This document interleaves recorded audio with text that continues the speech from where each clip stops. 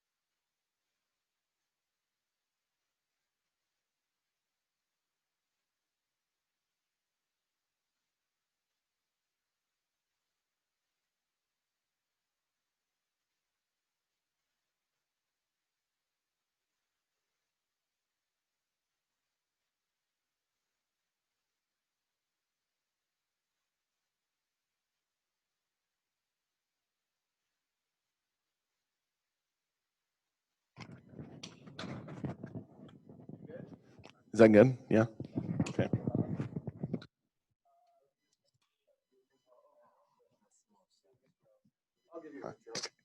I just had my Red Bull.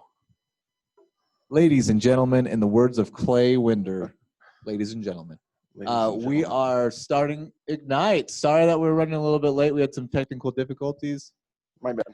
And but this is Tanen Bodell. He is superstar. He was an appraiser for like what, 40, 50 years? Something like that. 60, something like that. Yeah. And then switched to being a full-time real estate agent. So he knows his stuff about homes and values and real estate. So we'll turn the time over to him and take it away. Awesome. Thank you, sir. On the big whiteboard. Do you want the whiteboard? Sure. I don't need it, but. So who do we got on Zoom? Lorraine. What's up, Lorraine? Alberto. I don't know you yet. Melissa and Beatrice. That's awesome. I have not met you three. At least I don't think I have. So if I have, I'm sorry. I'm terrible with names. But on that, I'd love to meet the rest of you. Lorraine, I hope that one's still under contract. That's awesome. Proud of you. Okay, so I know you. We played softball together. Freaking great. What is your name, ma'am? Alex Latu. That's a Polynesian last name. Are you married to a Latu? Yeah. Okay. What's his last name? Or his first name? Okay. Do you know Millipaw Latu by chance? They're out of Sandy. I grew up with them, and anyway, he has since, his family, he's got a lot of family here, but has since moved to Washington, Seattle area, and anyway. So a lot of Latus, a lot. And the crazy thing is, we're getting totally sidetracked, but a lot of them are like, oh yeah, that's my cousin. You're like, you guys are all related somehow. They love that. My Nana is from New Zealand. She's a Kiwi, and anyway, so I get a kick out of a lot of, they're all related. It's my favorite. They all watch each other's backs. Unless they're Tongan or Samoan, then they like to talk crap to each other. But okay, so remind me again, not your name, but how much, if you've done any deals And how long have you been in the business? None yet. How long have you been in the business? Okay. Okay. And you're a Utes fan. Go Utes. And how about you? You did? Oh, that's a good day. She got a license this morning. Her license number. You what? Oh, good. That's good. Yeah. Do they have a, so for those on Zoom, I was just asking around the couple people we have in the office here. I asked them how many transactions they've done, kind of what their story is. And we've got one that just got her license this morning, which is freaking awesome. What does it start with? What's the number start with? Is it a 1? I wonder how high it is now. Yeah. A 1? Yeah. 1, 1, yeah. What did yours start with? Oh, probably a 1 too. Yeah, you'll learn to memorize it because you'll get on and like, oh, I wonder how long this agent's been in business, and you can look at their license number, and it goes up as more people register. So I got licensed like 3.5 years ago, and mine starts with a 7. So I did, yeah. So I was asked if I started with Keller Williams. So I kind of give you a little bit of background. Like Josh said, I through 2 years of high school, so I graduated in 2004. So from about 2003 to 2009, so 2 years of high school, and then 4 years through college. My dad owned a residential appraising company, and that's how I got into real estate, got trained by him. At the time, he'd been in business for like 35 years, which is awesome to have that kind of knowledge to tap into. Anyway, so I did that until 2009. And then once the market started to slow down and real estate kind of was more like a hobby for a lot of people, that's when I got out of the business. And then I got into like commercial leasing and selling people equipment and helping businesses get money, kind of like credit lines, if that makes sense. I did that for a number of years just to learn more about finances and stuff. Different types of leases that are available. And then I got back into real estate. So in 2014, an agent here in this office, our office, his name's Brad Morgan. So I can find him. He was interviewing for, do you guys know what a transaction coordinator is? This is Brad right here. No, great question. He asked if I started out as a transaction coordinator. No, I started out as their marketer. And what I would do is I'd go around to team meetings. I'd go around to, it first started as a business that was here in Utah County. There was probably one transaction coordinator, maybe one and a part-time gal that were doing transaction coordinating. Transaction coordinating, if you don't know what it is, essentially it allows the realtor to continue to go get more business and spend time with their clients. Meanwhile, this transaction coordinator is like their assistant, doing all of their paperwork, helping write offers, making sure everything's signed, initial, dated, making sure you're not going past your deadlines. They're definitely worth their weight in gold. A lot of agents feel like they don't need one until they're consecutively doing 2 or 3 a month. And that's up to you and your cup of tea. Some like Stan Larimer, he's an agent in our office. He had one for a couple years, and then he's like, oh, it's not bad, I can do it myself. Did it for like 2 years by himself. Last year he closed like $400,000 in commission and still did it himself. And then it was finally like, okay, I need to offload that paperwork so I can focus on my clients. He freaking kills it. Go ahead. What's the difference between an admin and a TC? Good question. So admins typically can do a lot of everything. They're kind of like a jack of all trades, right? They can do marketing for you. They can do transaction coordinating work for you. They can clean the office if you'd like them to, whatever your job description is for that person. They can help you set up events. They can help you with calls. They can help you write thank you notes. They can help you lead generate. I mean, they can help you really do most of anything in your business. Great question. A transaction coordinator, their sole purpose is to just do the transaction, just to help you focus on the transaction. And so it's very specific in terms of what they do. So I started with Brad in November of 2014 as his marketer, where I would go around. Have you been to a team meeting yet? You know what that is? So I would go around to team meetings. I would present at the end. I'd bring food, lunch, and I'd get 5 or 10 minutes at the end to be able to talk about what it is that I did. And there's a point to my story why I'm taking so long, so I apologize. But this is answering your question as to why, if I've been with Keller Williams the whole time. So when I started, we were 1.5 transaction coordinators, very part-time. The business was only here in Utah County, and Brad wanted to take it nationally. He really wanted to scale this thing up. I came on board. I said, yep, that sounds great. Let's do this. And we killed it. Within the first year, we became a Keller Williams International approved vendor, which what that means is you can go into any Keller Williams office and go present. And it's like the golden ticket from Willy Wonka. It's like an all access pass, essentially. It's expensive, but at the time, Zillow was doing it, Trulia, Realtor.com, a lot of these home warranty companies, national home warranty companies were doing it. But we just wanted to get our foot in the door. So we went and I presented, whether it was Keller Williams, Remax, Coldwell Banker, Century 21, wherever it was, I went into probably, no joke, across the country, 500 offices, all different from independents, which means they're just like one office, one realtor brokerage. And then there were a lot of other companies as well, other brokerages. And one thing that I noticed that was consecutive about all of the Keller Williams offices is they were all the same. In terms of when you got there, there was a front desk guy or gal, director of first impressions is what they're called. They were always there. They always said the exact same thing. You go around the office, every door for the most part was open.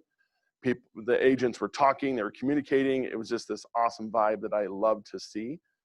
And you go into these other offices and it was always a mixed bag of what you get. Most of the time it was maybe somebody at the front desk. You go around, walk around to these other, to the agents' offices. All the doors were closed. It was more like a corporate, accounting job, and just not a lot of love going on.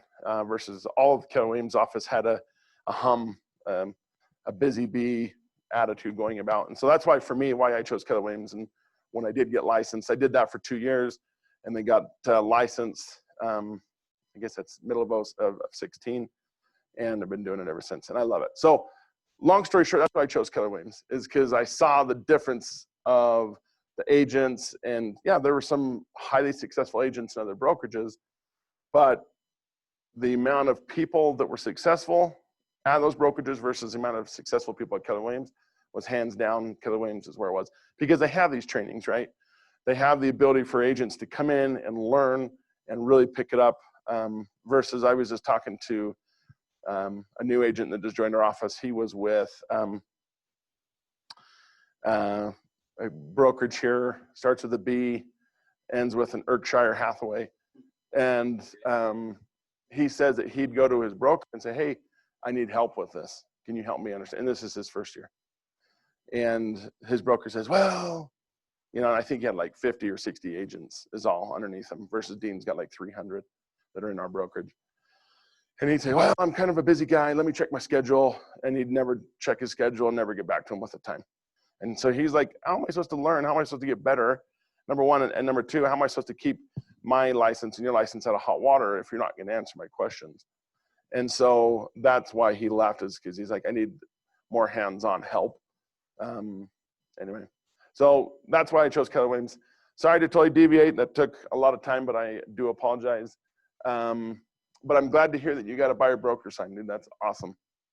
Let me see if I can pull up some stuff going.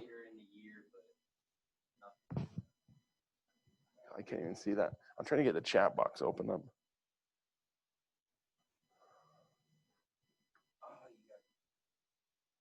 Polling participants, security. chat.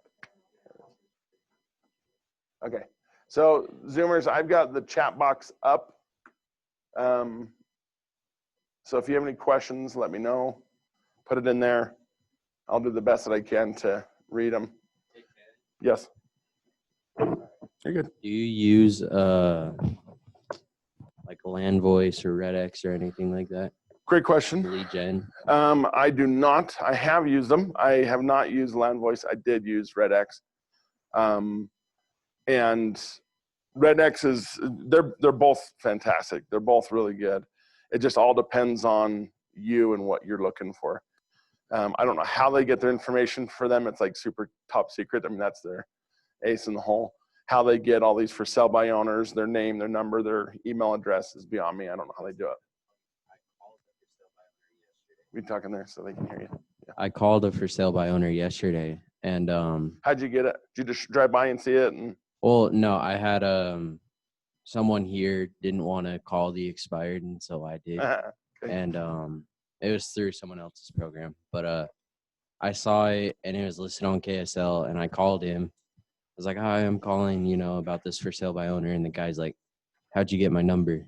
And I'm like, I didn't want to tell him I used a program or something, and luckily it was on KSL. I'm like, "Well, you have your house listed on KSL with this Good. contact And what did he say? information." He's like, "Oh yeah, I forgot about that."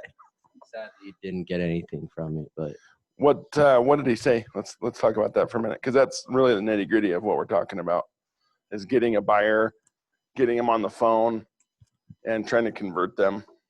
he was just pretty tough. He's like, we have an agent that's just helping us with like the contracts, but they're not signed. Like they just have a friend helping them. Sure. And so they're not really interested in paying the commission.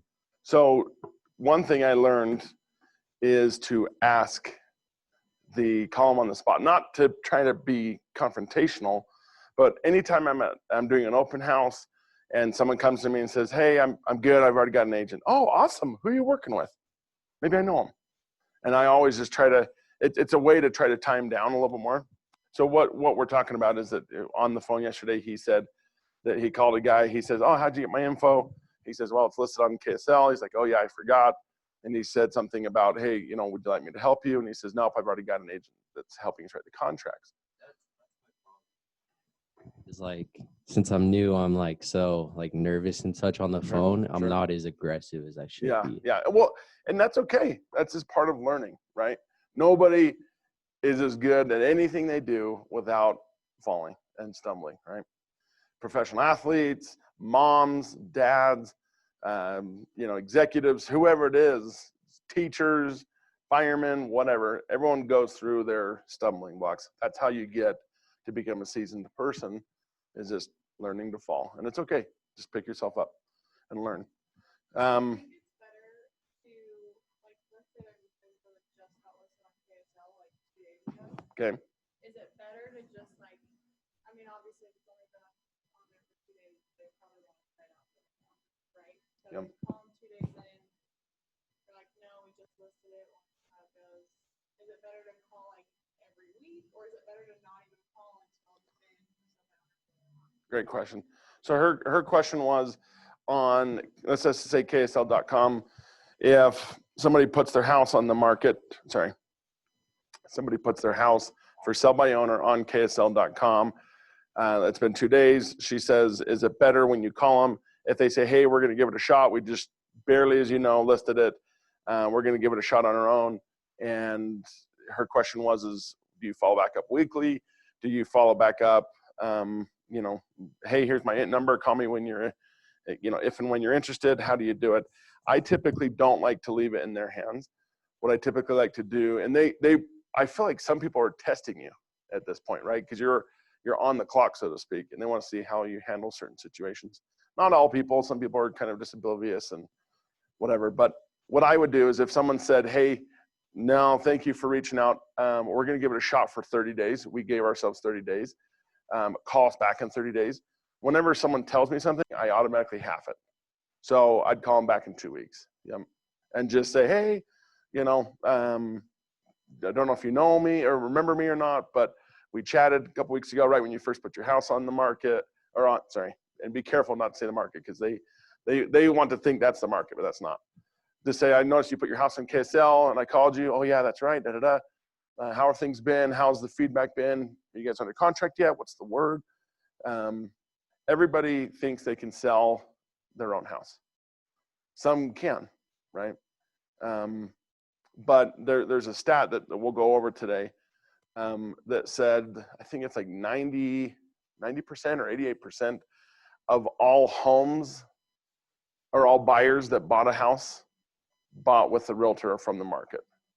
So yeah, it's possible to sell your house off the market. That's 10 or 12%. But I look and tell my clients, we're looking to cast the biggest net possible.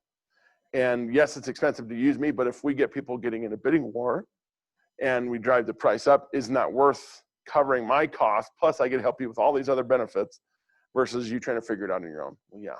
So whatever they tell you, always half it. Good question. Back to your question, how I would get leads.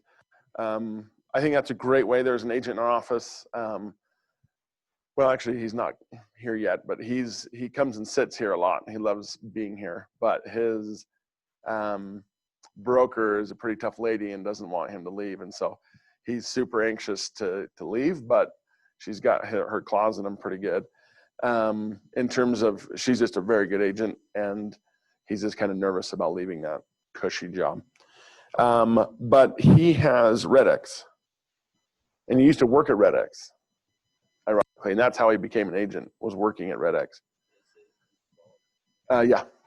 Have you talked to him? Or do you remember when he was here at the class? Yeah. Yep. So him and Carl are buddies. Anyway, so yes, so he uses it day in and day out. He's like, I get a ton of leads this way. His biggest concern is that, from what he said, is that he just doesn't have a good follow-up plan. And that's why we're trying to introduce him to Command, which I don't know if you know what Command is. Command's what we use for all of our stuff that we do. And we're just trying to give him a way to follow up with his leads. And so for him, he'd make a ton of more money than what he is, but he's just got to be better about follow-up. Gary Keller says the fortune's in the follow-up. Remember that. Everybody's going to call that new KSL listing right away. Every agent's going to call him and say, hey. You just got to be good about setting up, calendar reminders, whatever's going to help you remind yourself to call them, do it, because that's what they want to see. They want to see someone that's awesome. I'm going to call you here shortly, and call them. Tell them what you're going to do and do it.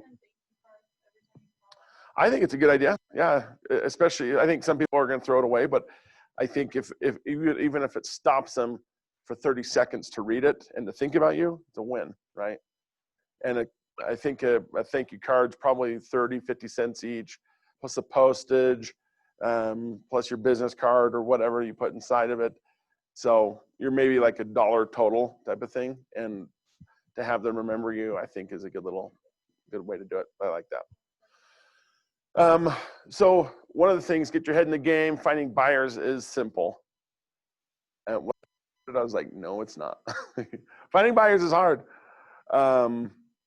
But the more I get into this business, the more I find that is true. Finding buyers is simple.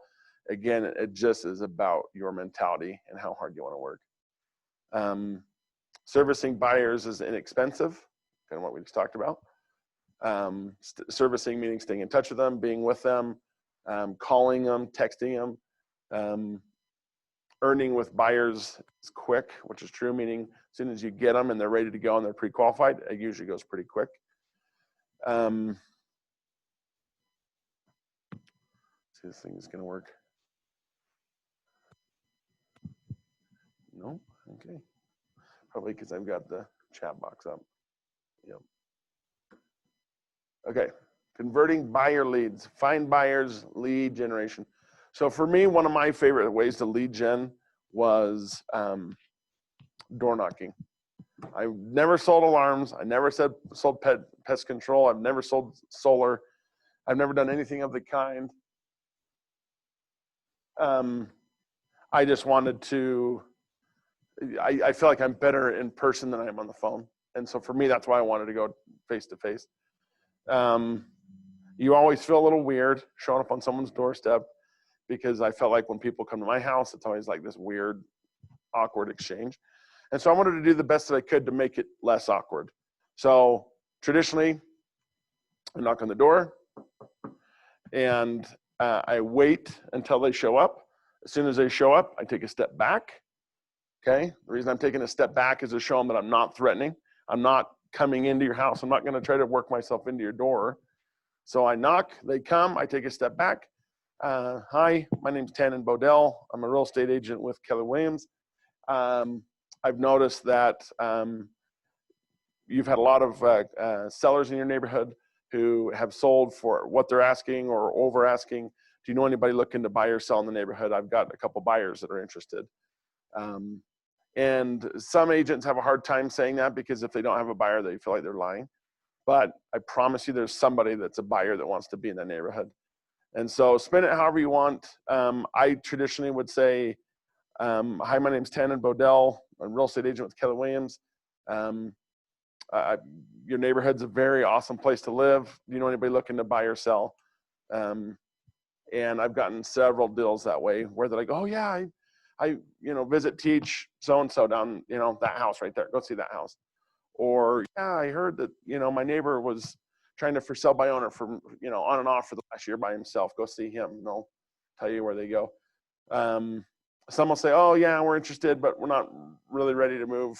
My husband's got, a year worth of school or whatever left. Great. Again, put it in the follow-up.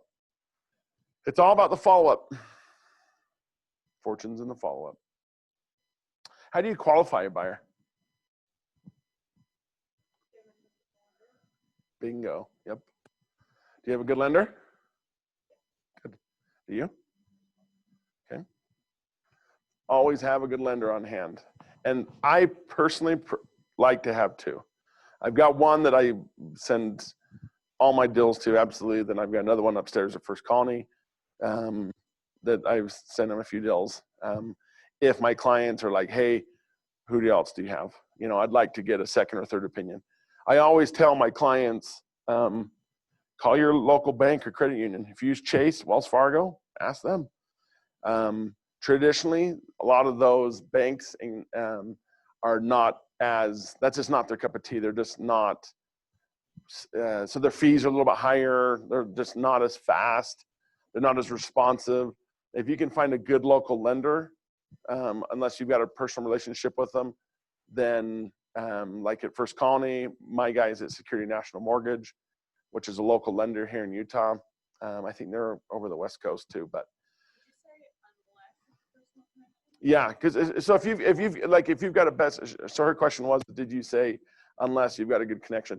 So what I meant by that is if you've got a good lender who personally, like at Chase or Wells Fargo or KeyBank or something, that they're going to be quick and responsive because they don't want to let you down. That's what I meant by that.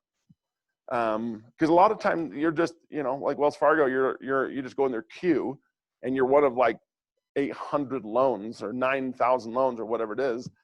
And there's just not a lot of red carpet service.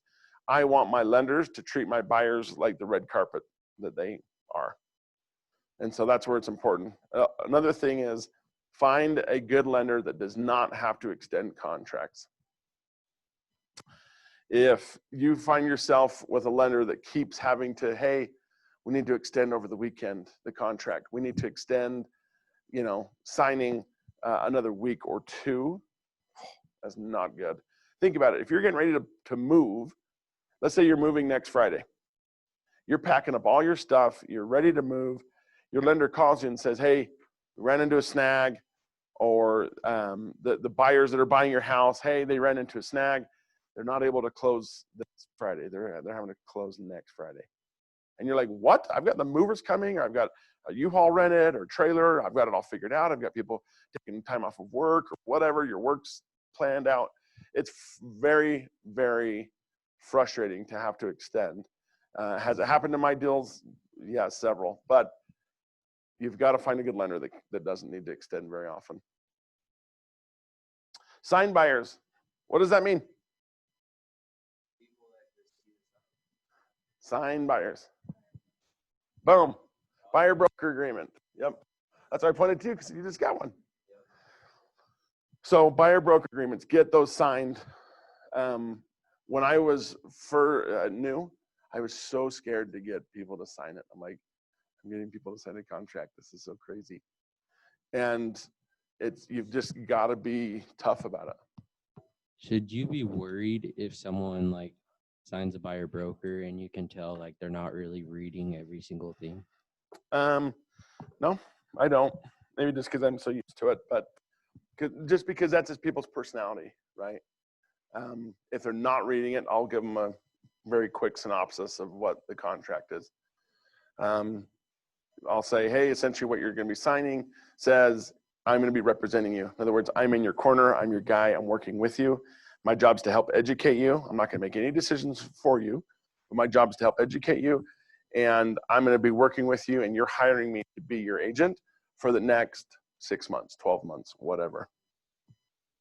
I just heard on Mega Camp, which is like a national event that Kelly Williams puts on, that there's a team that their agents are signing 1 and 2 year buyer broker agreements, which is crazy to think about. But they're just like, yeah, we're trying to fish upstream. We're trying to catch people before they reach out to Zillow and try to go see a house. We're trying to catch those people way before they're ready.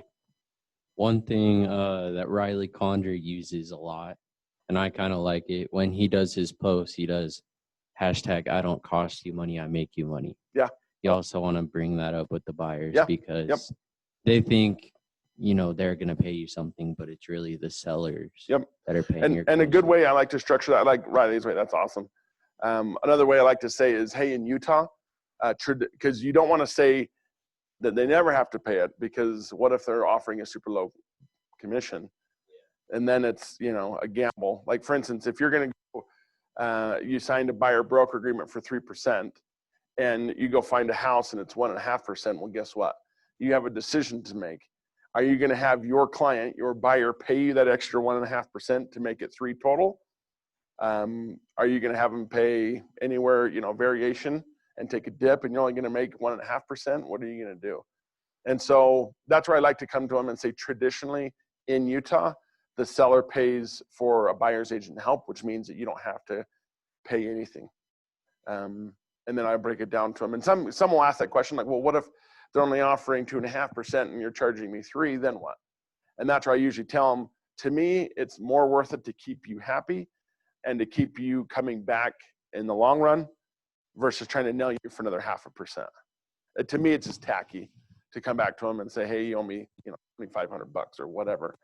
I just think they're going to see that, oh, that's awesome. He gave me a huge discount, or she gave me a huge discount, and I'm going to.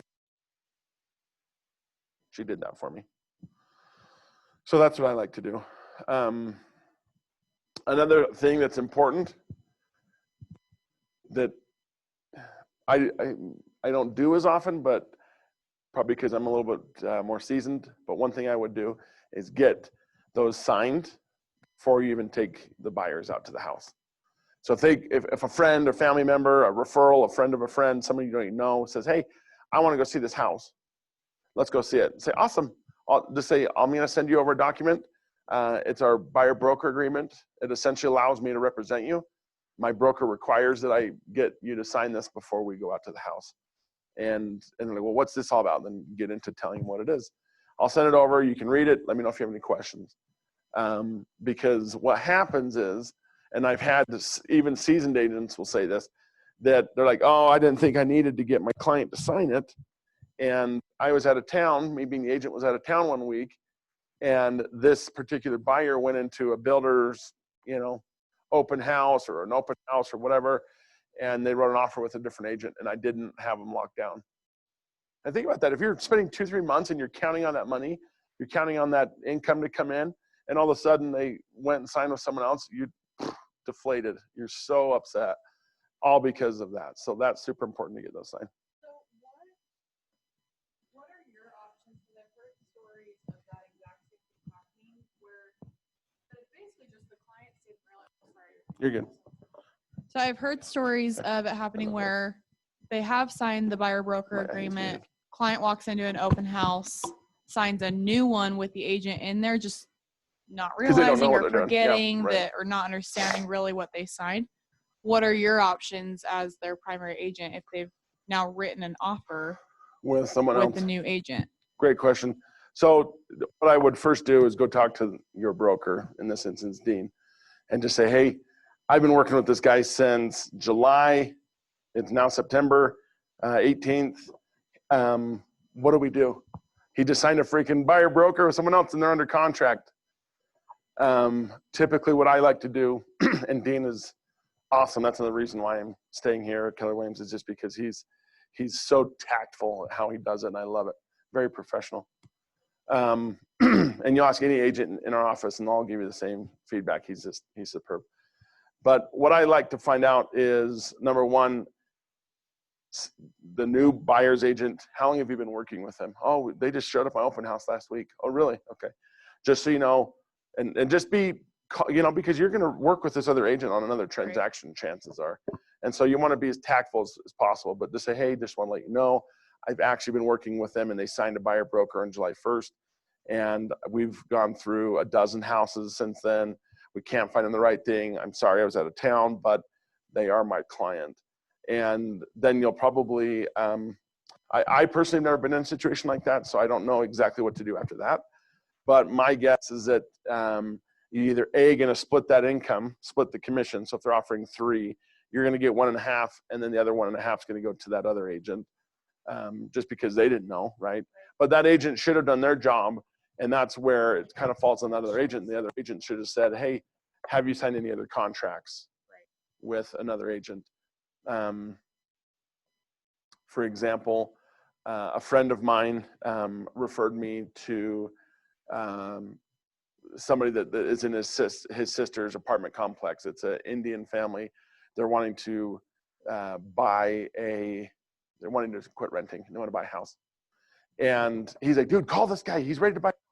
He's been looking with his agent.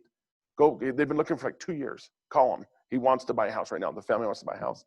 Well, I'm like, okay, first of all, if they've been looking for 2 years, chances are this agent's not a dummy. If they've been working that long, they probably have them under contract. And I said, if they've been looking at houses actively, like in the last probably a few months, chances are it's under, buyer broker. And he's like, well, let me ask him. So he asks him. He comes back on the phone. He says, no, he hasn't signed any contracts with them. Hasn't signed anything. And I said, well, a lot of time what happens is when the agent sends over the contract to sign, they'll include the buyer broker agreement at the bottom of the contract. So here they are clicking through DocuSign, click, click, click, click. They're accepting everything. And all of a sudden they sneak it in at the bottom. And before they know it, they're under contract. And that's what happened when I said, hey, will you look at your last offer that you signed? How long ago was it? Oh, it was 6 weeks ago. Okay, will you look at that? Tell me if there's this form called the exclusive buyer broker agreement. And sure enough, he's like, yep, it's in there. He's like, I had no idea. So technically they're under contract. Yeah, that's the protection plan, or the protection plan, the protection period. What he's talking about is if I go and show you this property and you don't like it, or let's say you like it, but you're like, yeah, it's not the right time. And our buyer broker agreement ends March 1st. He can't come back on March 2nd and say, hey, I'm ready to buy. I don't have an agent now. Can you reduce the price of this to make it less expensive for me? He can't do that because there's what they call as a protection period, where after the contract ends, and you can put in whatever you want. I typically do a year. That's far enough away that I think it kind of frightens most people not to try to screw me.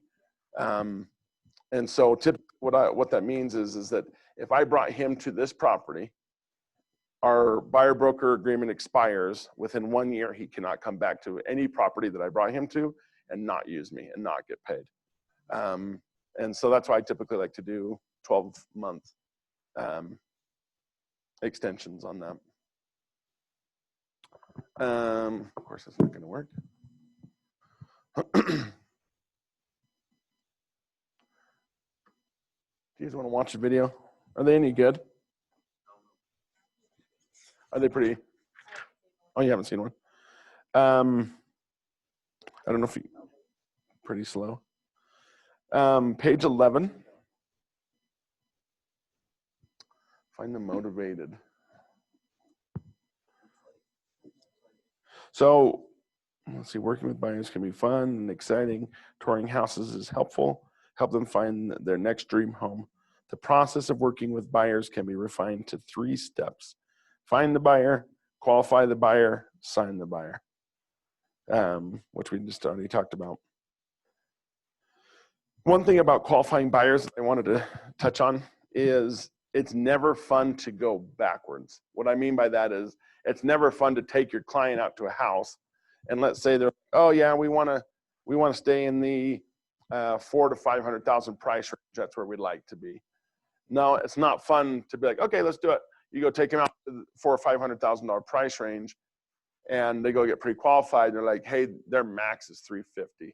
And if you've been out looking at $400,000 or $500,000 houses, and all of a sudden their max is $350,000, those houses are going to look like crap compared to $400,000 or $500,000 house. And then they get a bitter taste in their mouth. They're like, ugh, this house is not like what I just saw. Some people are good and they can temper expectations, but that's why I think getting them pre-qualified is so important, because nobody likes to go backwards. If someone's like pleasantly surprised, they're like, oh yeah, you know, we thought we only wanted $350,000, we're pre-approved for $550,000. We don't want to go over $500,000 because our payment is you know, $1,500 a month, and that makes it easier for us to afford $1,500 a month.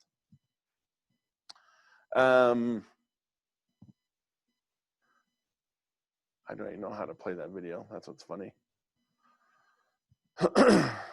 Do your research, your market research, discuss questions on page 14, know your terms. So one thing I was going to ask you, let me see here. Okay, here we go.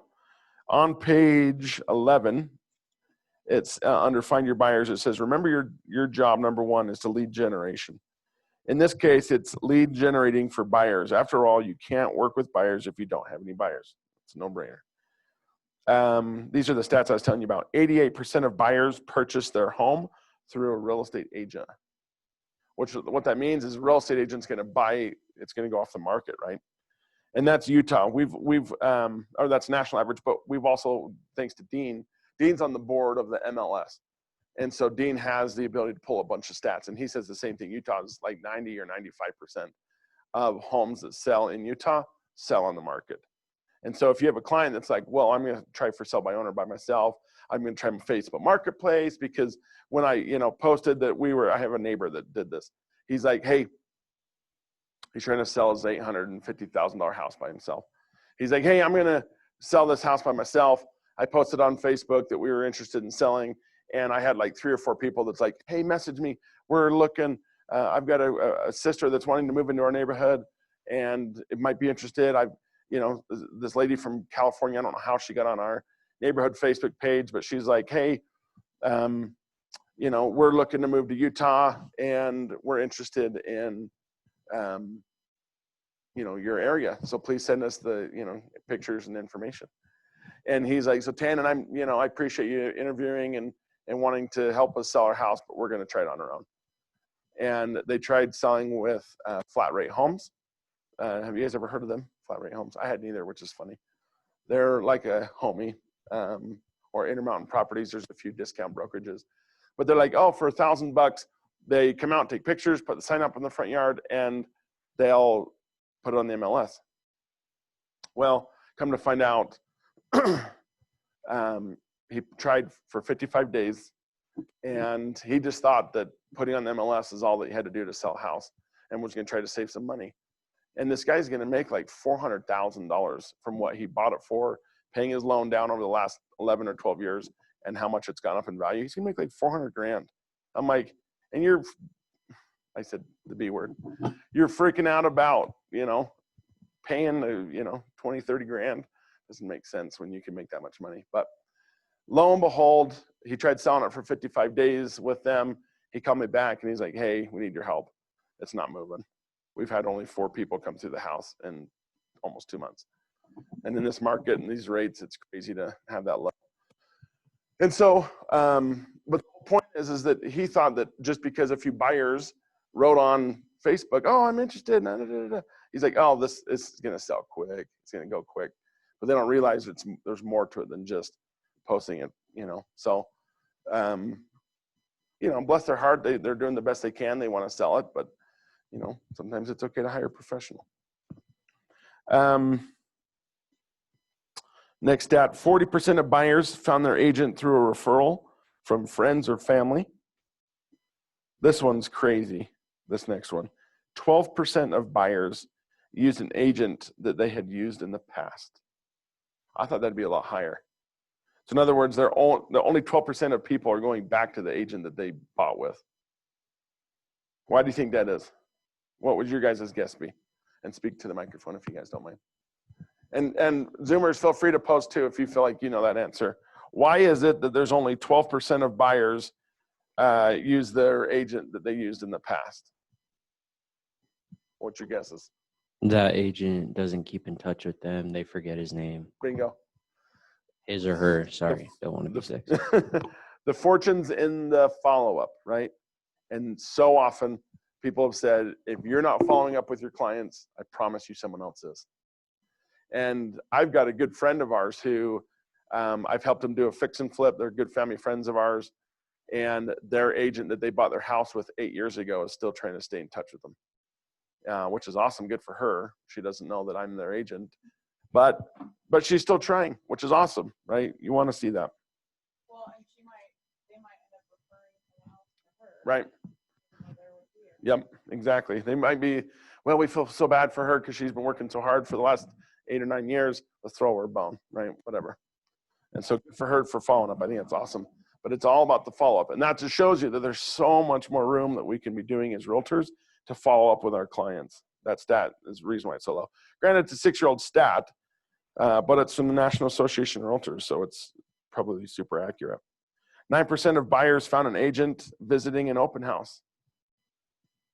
So if you have 100 people coming through, that means 9 people on the average, 9 people found their agent from that open house. That's why open houses are useful, especially if you can do them really well. It says, explain that working with buyers is fun, but they need to find buyers first.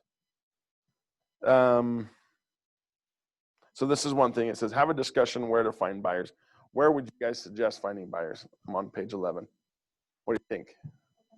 Open house? What else?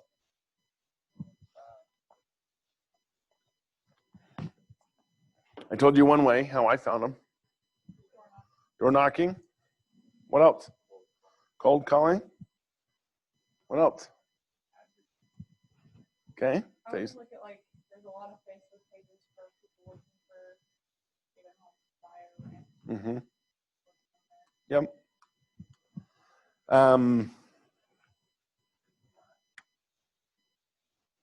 Another way that you'll see how to get buyers is one of the benefits of having listings is you get buyers from your signs. Buyers will call your sign and call you, right? And that's why it's important. I've seen some for sale signs that look awesome. They don't have a phone number on them. And I'm like, maybe I'm just super old school, but an email address is great. But some people just want to pick up a phone and find out how much that phone or how much that house is. So when you do your signs, I don't know if you guys, did you guys get signs yet? Have you gotten signs from the office? No. Not yet. You'll get yours. Make sure the number is on there and is legible. And the cool thing is you guys can read your own signs. I'm sure the office might, say, oh, make sure to, because I know that it has to be like the brokerage it has to be legible. It can't be like in like 12-point font buried in the corner somewhere that's hard to read. But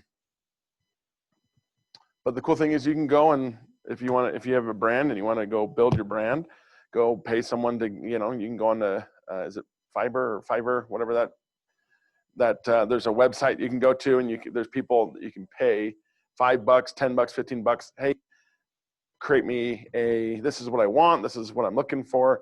Create me a logo, and they'll do it. And they'll create you a logo. After a few tries, I got myself a pretty cool logo. I'll have to show it to you guys. But I wanted something that people can put on their hats. They can put on their hoodie or whatever, and it still will look good. Plus on the sign. So that's what's cool is you can brand yourself. So on your signs, make sure it's got your number. That's huge. So if you redo your signs, that number, because that's a way to get buyers. We call you, say, hey, how much is this house? I'm out in front of this white house. How much is it? And we'll get into, what you can say to them to try to get them to open up, because chances are that buyer's just going to want to know how much. If it's over their price, click hang up. Keep that buyer on the phone. Try to get more out of them than just that.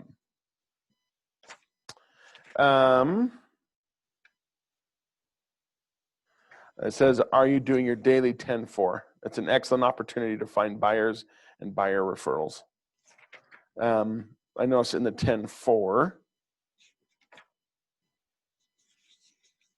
skip it.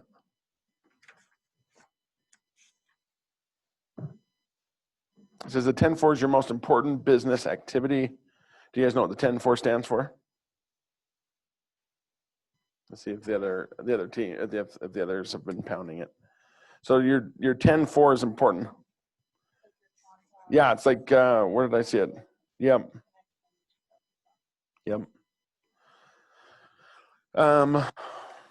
Some of their ideas about how to get buyers, referrals, open houses, downloads from your app. That's what's cool, is you're going to get your own branded app. You can talk to Josh about that. Targeting renters. So you can go to an apartment complex, knock their door, hey, because it's a commercial building technically.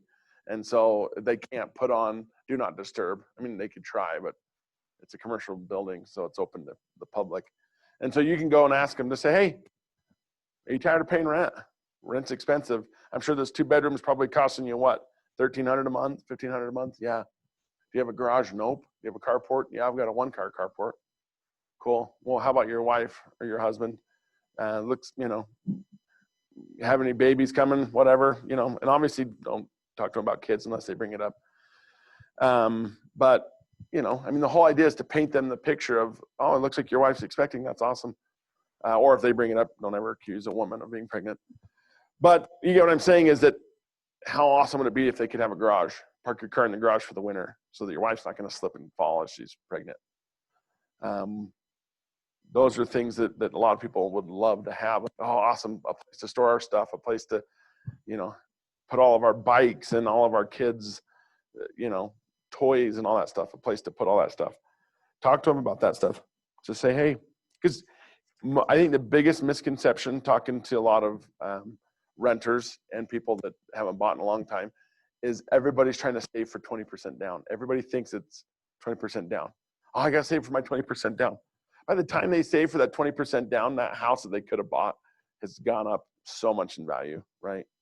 And so these guys say, no, there's, I appreciate you telling me that that's why you're holding out, is to pay off your debt, raise your credit score, save more money. But did you know that you can actually get conventional financing with 5% down?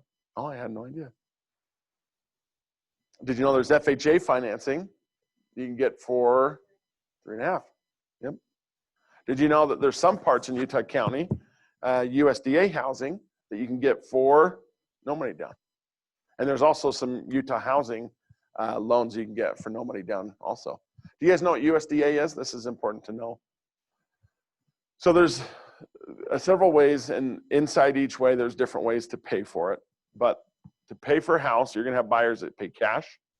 Those are the best. Cash is king. No matter what anybody tells you, yes, it all spends the same. It all hits the bank account the same. But cash is king when you're working with your buyers, okay? Because there's no potential holdups. There's literally cash in the bank. We just need to transfer it from one to another, and we can buy your house. Cash is king. The second is, do you guys know what VA is? Yep, Veterans Affairs, yep. So VA is the next best loan available. I should say it's not the next. It is the best loan available. No money down. The rates are freaking crazy good. VA is an awesome loan for buyers. The next is USDA or rural housing. You guys know what rural housing is? You'll want to know this for your buyers. Because if your buyer comes to you and says, hey, I got 20 G's. I want to buy a house. Well, if you do FHA, you're going to have 3.5%, so that eats that up. So now what? Because you're going to still have closing costs, which you could roll in your loan. But how are you going to pay for your fridge? How are you going to pay for a washer and dryer to be there? how are you going to, pay to furnish your house? If you just spent your 20 G's you had saved up, or 30 or whatever, how are you going to buy a house? And that's where it's good to know. USDA stands for United States Department of Agriculture,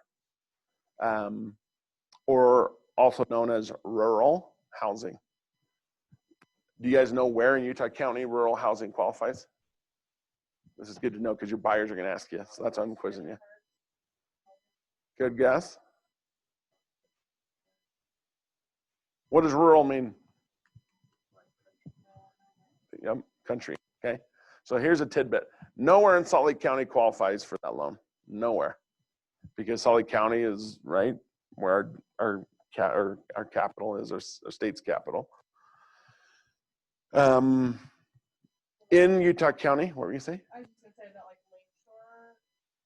Good question. Yep. Yeah, way out there. Kanash is what they're guessing. So does anybody on Zoom know? I don't know if anyone's said anything on Zoom. I probably put them to sleep. I'm sorry, people. Can someone on Zoom? Can someone on Zoom talk so we know we can hear you guys if you say anything? Yeah. Will someone say something in the chat? The Zoom group chat. Yes, we can hear you. I'm here. Cool. Do you guys know?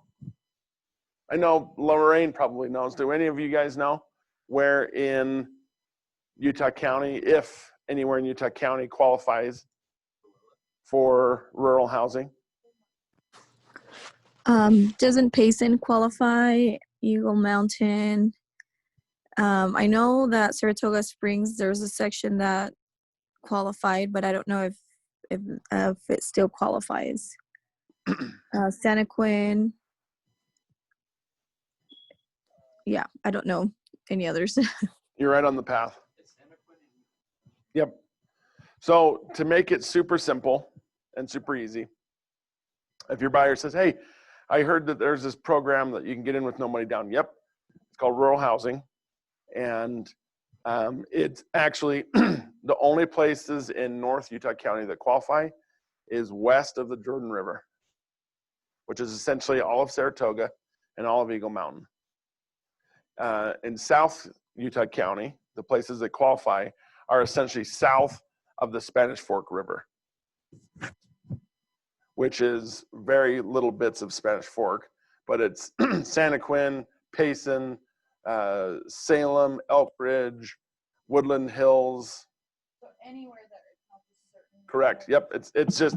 It's essentially where the population kind of starts to fizzle out and down. Even Genola.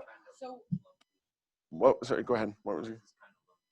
So good question. So yes, what's the benefits of the loan? Do you guys know what the benefits of this loan is on Zoom?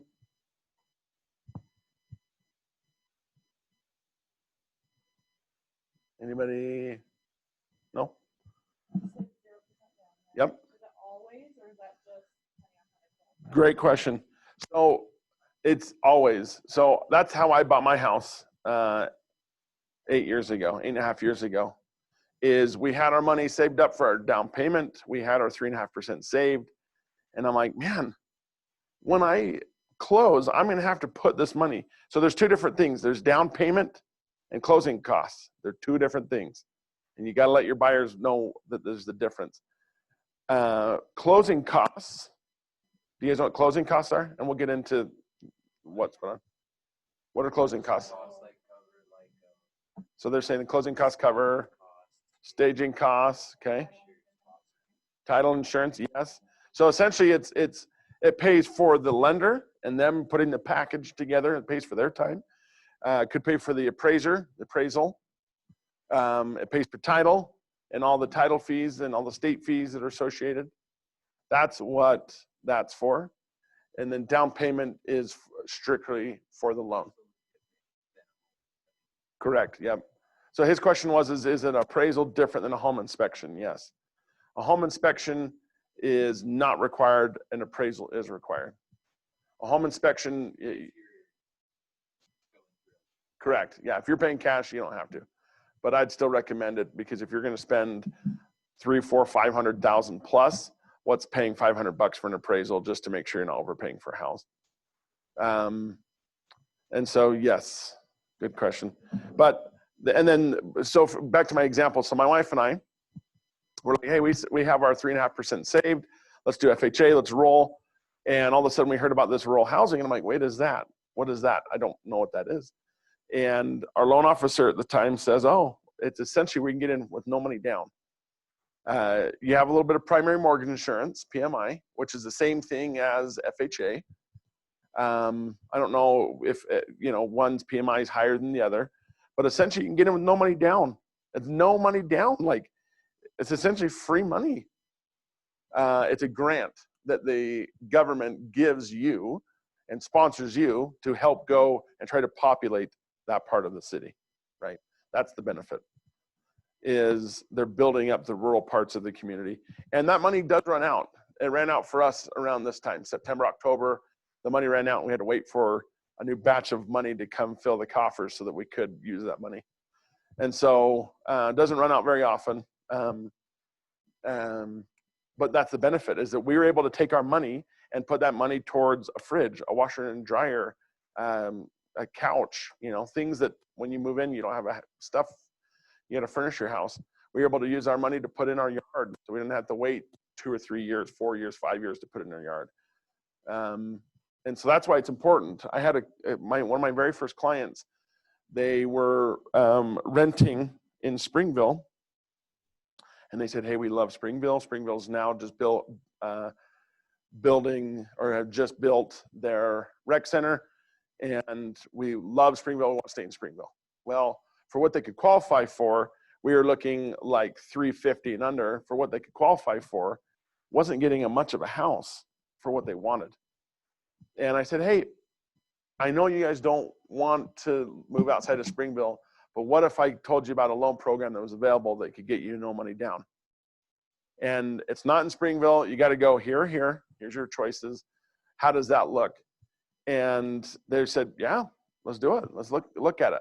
And they originally told me they weren't even wanting to move outside, Provo, Orem, Vineyard, Springville, Spanish Fork was kind of their area.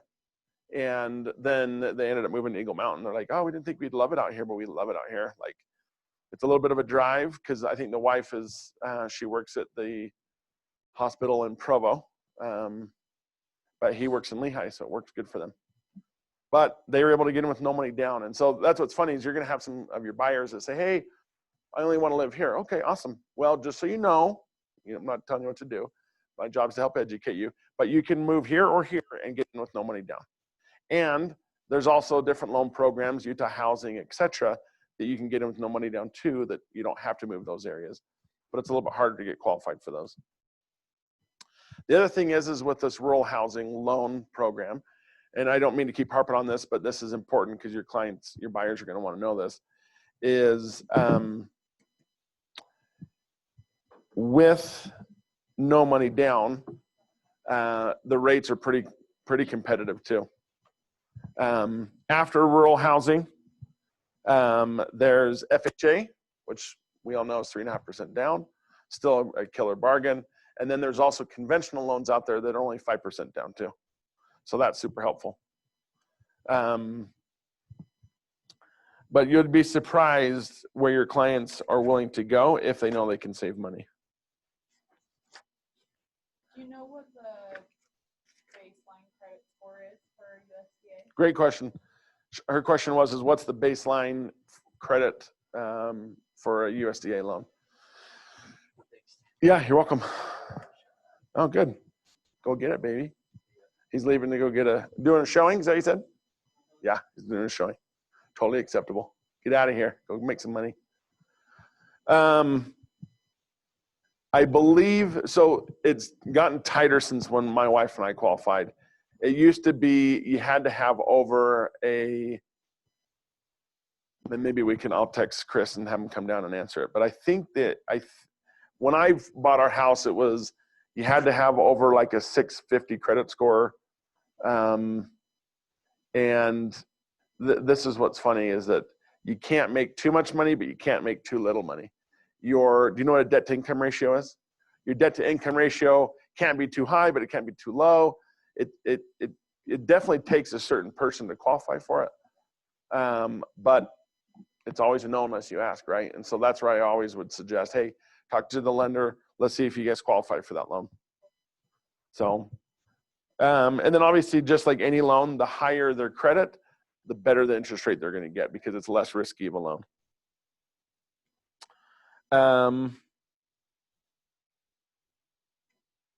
One of the questions on page 14 says, do your market research. What should your response be when a buyer says this? What's available in my price range? How do you find that out? Anybody on Zoom know that answer? When someone says, what's available in my price range, how do you find out what's available in that price range? Super easy. Me just looking at the MLS. Yes, and the thank you. filters. Look on the MLS. Doesn't take that long. Super easy. Say, I Tanen, don't. sorry. Go ahead. I was just gonna say, do you tell your buyers to download like Utah Real Estate app so they can be looking at it too, or does that make it get kind of crazy sometimes where they're sending you stuff that's already under contract all the time? Great question. So I'm finding that buyers are doing a lot of digging on their own right now, and that's awesome. You're going to have some buyers, especially that might be kind of middle-aged or older, that are like, hey, this is what we want, go find it, Right. and then you go show them. But even then, a lot of buyers are informed because they all have phones, they all have tablets, they all have computers. And so what I'll do is I'll usually, because chances are even before you meet them, they're already looking, right? They've already probably got the Zillow app on their phone. They probably, or have the Realtor.com app. They're super user-friendly. That's why everyone uses them, because it's so easy to use them. But to answer your question, I typically will say, hey, UtahRealEstate.com is actually the MLS. That's the market. That is the best information and most accurate information. I'd tell my clients to download that, and I'd have them download your actual app. Yeah. And I don't know if Josh has shown you how to do that yet, Not but he has. No, not yet. Not yet. That's So it's awesome because the KW app pulls from UtahRealEstate.com. And so it's also super accurate information. Cool. The problem with Zillow is one of my favorite commercials of all time from Realtor.com is, what's that lady's name? She's an actress. She did a lot of the Realtor.com commercials. You know what I'm talking about?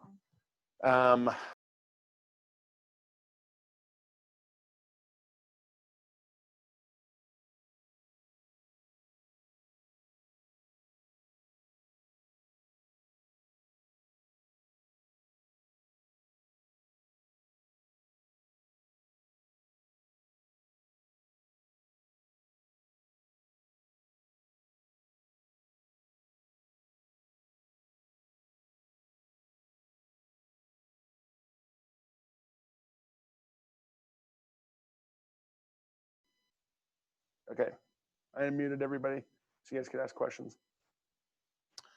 We're talking about the MLS. So Elizabeth Banks, is that her name? Anyway, they're really tactful on these Realtor.com commercials because Realtor.com comes from NAR, right? Right. NAR is the National Association of Realtors, and that's who, when you pay your dues every year, Right. You know, let's say that there's 100% of your dues. Let's just say it's $1,000 to make it easy. Of your $1,000, $750 of that goes to UCAR, Utah Central Association Realtors. They get a bulk of your dues. And then the higher you go up, the less they get. So then you go over to Utah Association of Realtors. It's over all of Utah. And they'll get like maybe 15% of your dues. And then there's National Association of Realtors that gets like maybe 5% of your dues every year. And that's what it goes towards, the commercials and all kinds of, you know, marketing that they do. But one of my favorite commercials of all time, I can't see the text box anywhere. One of my favorite commercials that they've done is Elizabeth Banks is in the backyard celebrating with these folks, and they're doing a housewarming party, and it's in the middle of the summer, and it's, you know, this nice barbecue is going on, and they're doing this housewarming party because these folks just closed on their house, and all of a sudden comes walking a couple around the fence and coming through the backyard. And they're making a toast or something like that. And they're like, hey, what are you doing here? And they're like, oh, we're here for the open house. And they're like, this is not an open house. This is a housewarming party. They're like, no. Zillow told us that it was, and I don't think they use Zillow, but they're like, well, the online service said that it's an open house today. And they're like, no, we bought our house a month ago, and you're more than welcome to stay, but this is not an open house. But the whole point is it's dated information, right?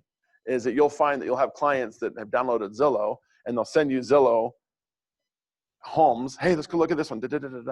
And I always will pull it up to utahrealestate.com. This one's sold. This one's under contract. This one's still available, whatever. And so I always tell my clients, Zillow is awesome. It's super handy. But if you want the latest and greatest information, download utahrealestate.com or the KW app. Great question. I don't think I can afford to buy a house. We kind of went over that, what to say. Well, let's get you in touch with a lender. That's what I usually like to say. You don't know unless you try. Yeah, let's find out what your options are. Yep. It's always a no unless you ask. I'm thinking about waiting until next year. You're going to have people say that to you.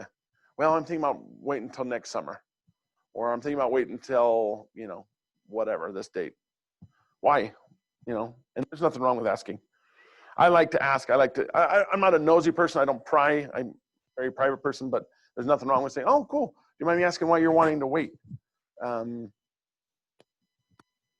Because interest rates right now are killer. And if rates, especially after the election, nobody knows what's going to happen. And you don't need to pry on fear and pin them to a corner.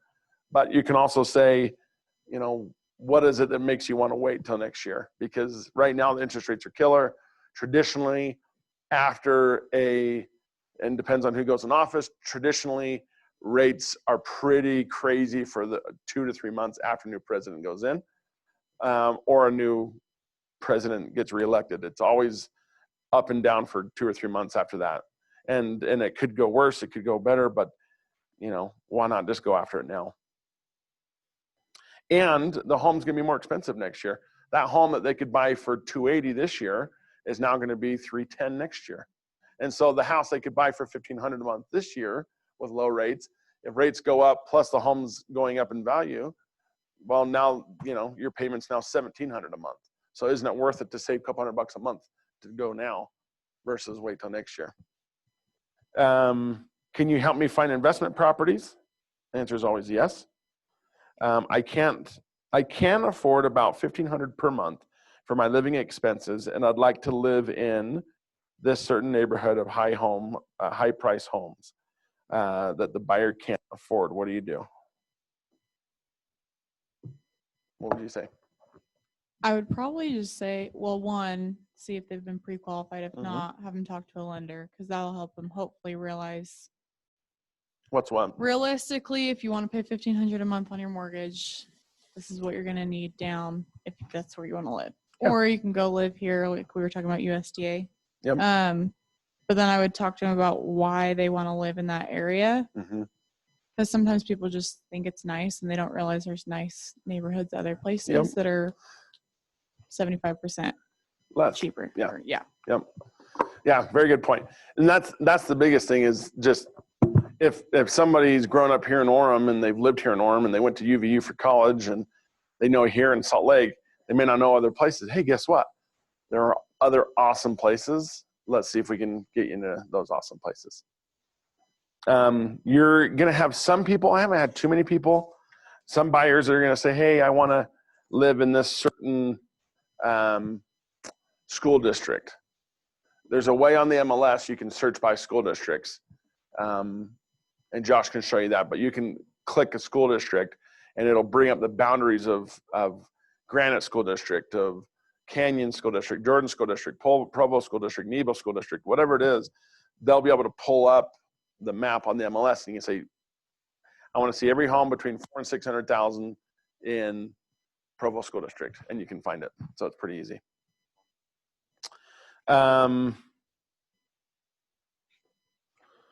That was on page 17, school district information. Know the school districts inside and out. That's important. Not as important as you'd think, but School districts are important. Also, what's important is I've had some clients in particular here in Linden that have said, hey, I want our kids to continue to go to Timpanogos. We need to find a house that stays in that boundaries. Well, how do you find that? Cool thing is you can set the parameters for that too. Show me everything in Timpanogos, and it outlines the borders of Timpanogos High School. Because you're gonna have clients that say, we only want to live in Lone Peak or Orem School District or boundaries. Great, super easy to find that. Go to page 18. Research your stats. It's saying to break up into 3 or 4 people. We don't have 3 or 4 people. So we'll kind of skip over that. But some of the market statistics that are good to know is what's the local market used? I don't know what that means. Oh, market statistics. Local market used. Average sales price. In Utah County, the average sales price right now, I'd say, is about $350. And you can find that on the MLS. Average days on market, also known as DOM. That's easy to find out as well. List price to sell price. Do you guys know how to find that? Anybody on Zoom? Hopefully you guys haven't been trying to talk on Zoom because it like cut out on us and I can't even see the text box. Let's open up the chat. Okay, there we go. There's the chat box. Can you see that on the MLS? The days on market? No, the list price? You cannot. Great question. So her question was, can you see the list price to sales price on the MLS?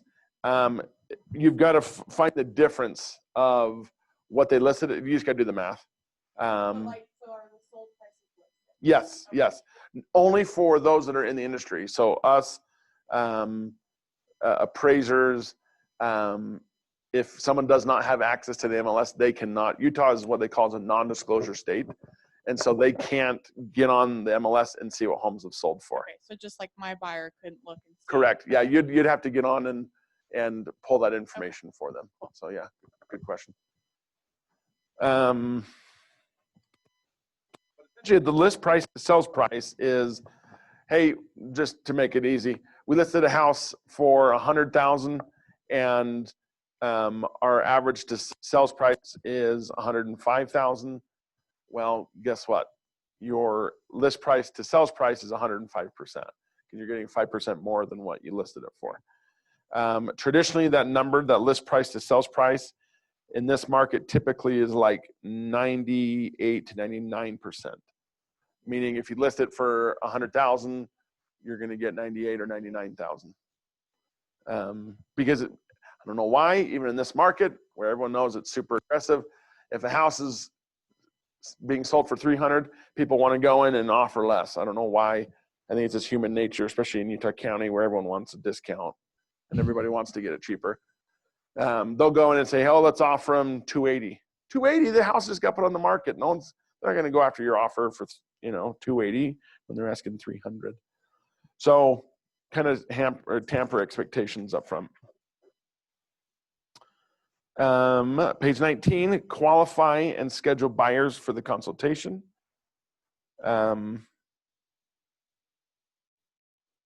This one, number one, qualify them. Are they actual buyers? Why do you think getting them qualified is so important? So you really know what you're looking for. Yeah.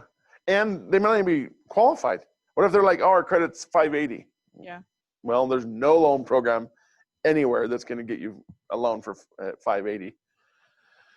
And then in our office, I believe has, if not, I've got some people, but there's credit counseling places out there that can help either dispute past issues with people's credit or help put them on a path to get better credit so that in 5 months, 6 months, I've seen them raise people's credit score 100+ points in a few months before. It's awesome. Would you ever sign a buyer broker agreement while someone's trying to fix their credit? I would, yeah. Doesn't hurt. If they're willing to do it, great, do it.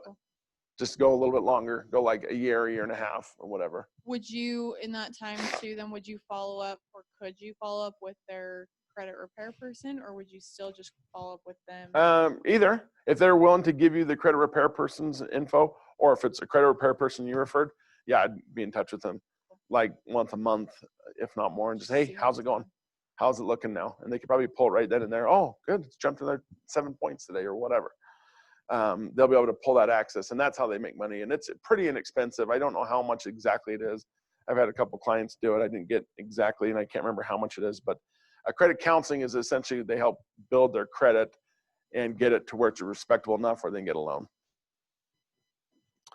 But the other thing is you don't want to be out showing, taking your gas, taking your miles, taking your time away from your family, your husband. I don't know if you have children or not, but you just don't want to be out messing with somebody if you don't have an actual qualified buyer. Right. Don't waste your time. Your time is more precious than that. Get the appointments for the buyer consultation. Obviously, it says right here to avoid wasting time. That's why we get them qualified up front. They may have another agent they're working with. They may not be very serious about buying. They may just be checking prices or houses to determine what their house is worth. I've had that happen too, where people are just kind of fishing. So how much is this house? How much is this house? And they're just looking because they maybe live in the neighborhood and they want to know what they can compare their house to. So get them pre-qualified up front. Do you like to do your buyer consultations in person? I do. Because of COVID and everything, I haven't had anybody yet that does not want to meet face to face. Yeah. I'll still, when I meet with them, I'll still wear a mask. I'll still not shake their hand unless they put it out for me to shake their hand. I've gotten some people just kind of give you the chicken wing, like, what's up? Maybe we should have been learning from the Asian culture all this time. But lo and behold, yes, I haven't met with anybody over Zoom yet or Google Hangout or whatever. I've done everything face-to-face just because it's another touch. You're an actual person. Over the phone is good, but if they can see you, you're a hard worker, you're here, you look presentable, you look professional, that's what they want to see. So good question.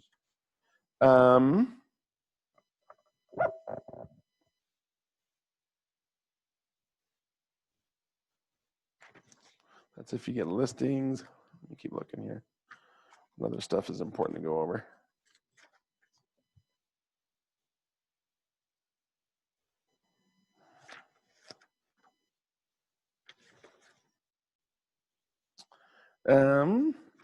One thing I wanted to talk about.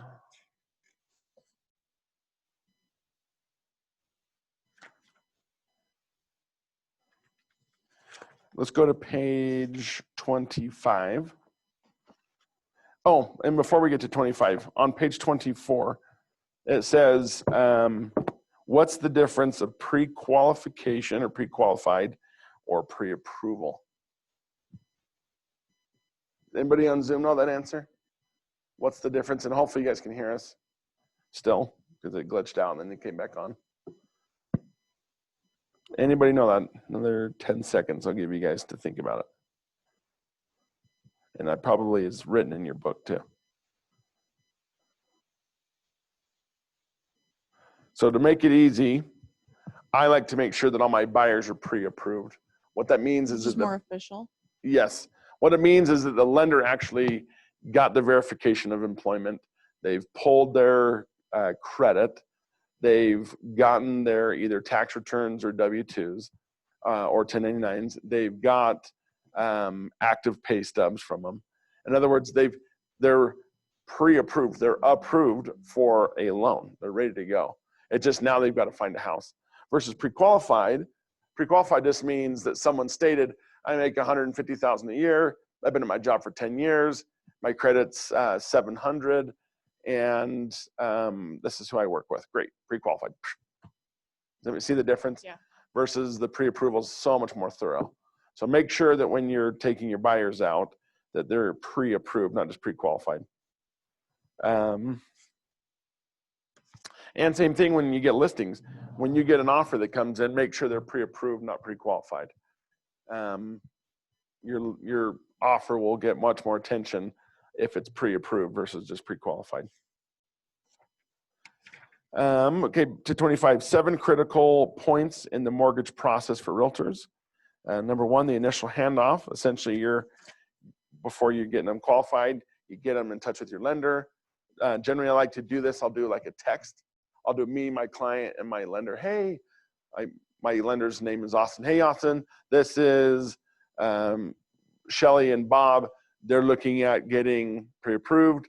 Do you mind helping them with that? Help getting them going. They're super excited to buy a house here in Utah County or Salt Lake County. They want to get going. Can you help them get up and running?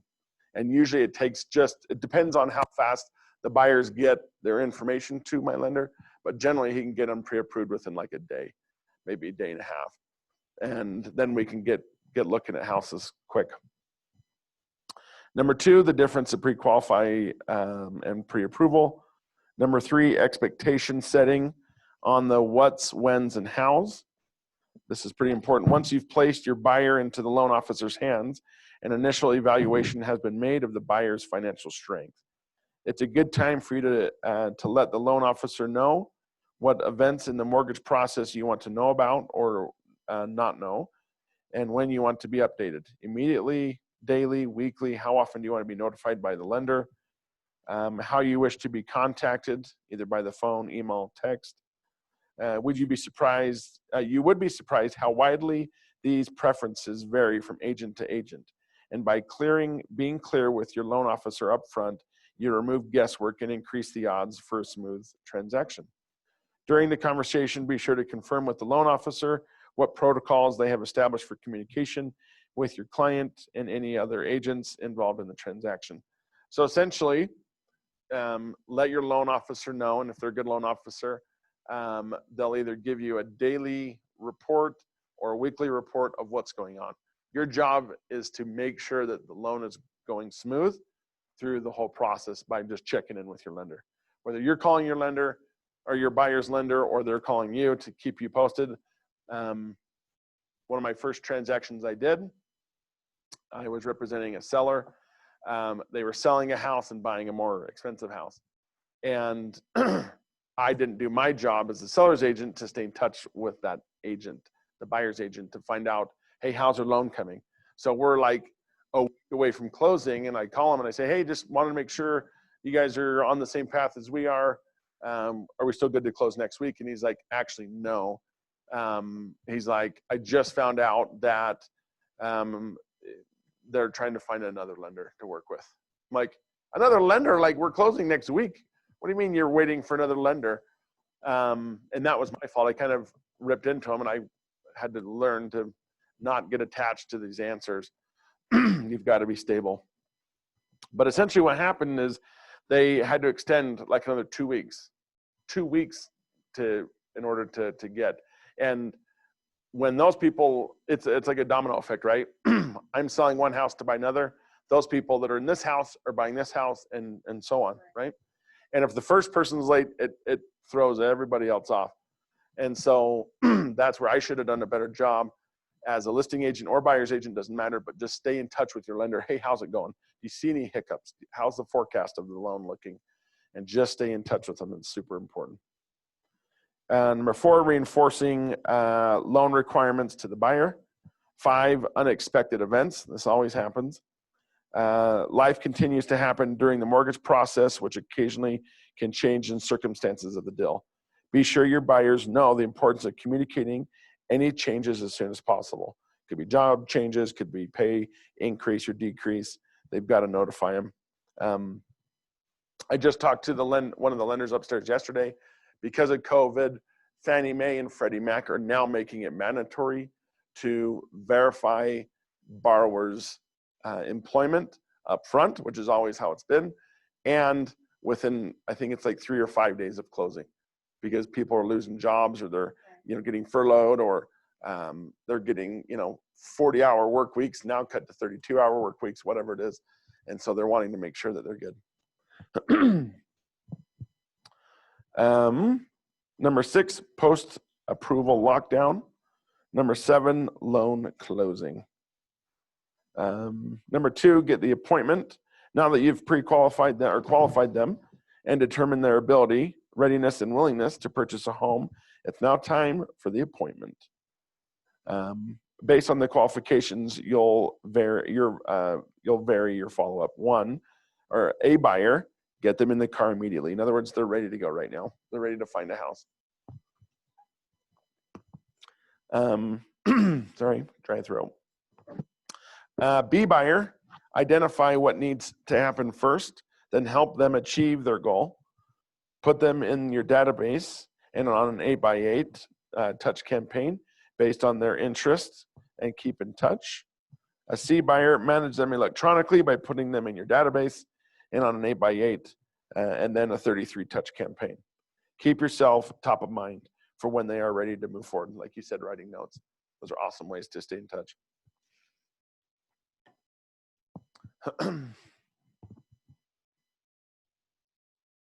One of the things it says here for us to tell you guys is, for safety reasons, avoid meeting unknown buyers at a property. Not to freak you guys out, but there was a male.